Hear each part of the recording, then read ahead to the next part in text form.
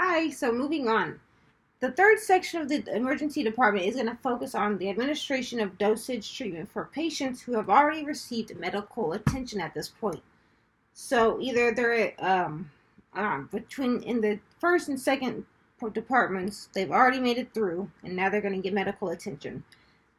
With the EOP, we're going to have necessities like toiletries, we're going to have food, water, medical supplies, bedding for the patients, families, visitors, anybody who's in need, anybody who's affected by this crisis. Um, so, one essential local resource that we will utilize in preparing for this crisis involves the availability of security for the organizations and patients.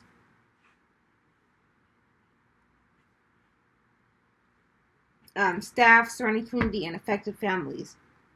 The local government is going to. The local government has. The local government wants us to have.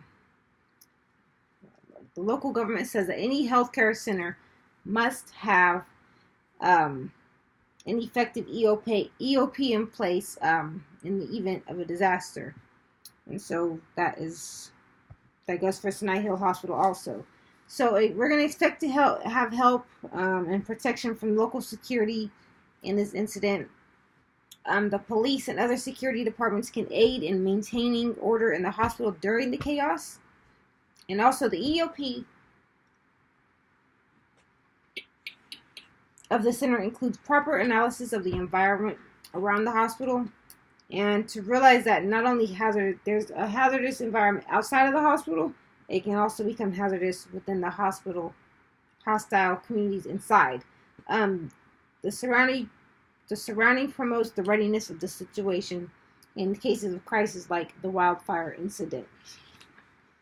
The community around the hospital is going to act they're going to help us with a local approach to effective hospital communication.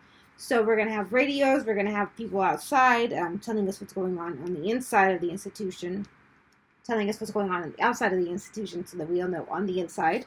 The institution can depend on local communities to receive warning signs of any upcoming danger. So that if the fire continues to approach, the closer it gets, then at that point we are going to know when we need to evacuate.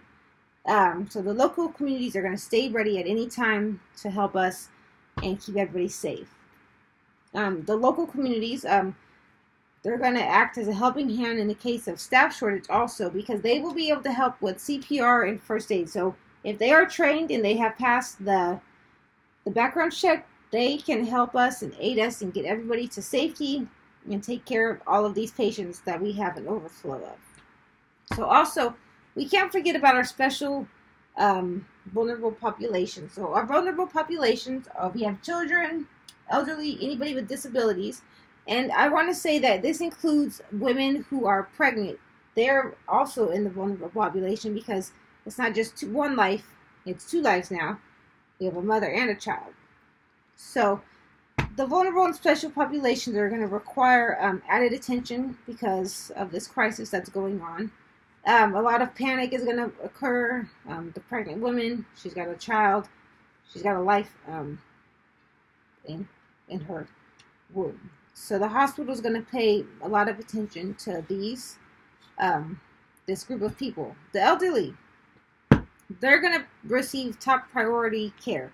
They're going to get the most medical attention because they might not have the energy like the youth. The youth are ready to go. They can get up. They can walk. The elderly, they might move slower. They might need assistance. They might need there's so many different things going on with the elderly that we have to keep in mind. So we're going to get the elderly out first because they have a lesser survival rate in an emergency case like this compared to the other groups. Also, we have to remember that children are going to be present in this hospital. We're going to have to pay special attention to them also because, like the elderly, they're young. Well, they're vulnerable. They need help. Some of these may be babies, toddlers, who knows? But the children and the elderly, these are our top priorities. Okay, the hospital we're going to make sure that we have food and water and clothing for all of these vulnerable populations, because these are going to be priority.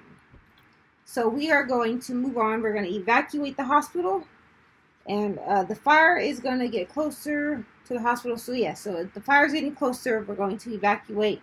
The evacuation plan for patients and staff and visitors, it's going to begin with effective communication.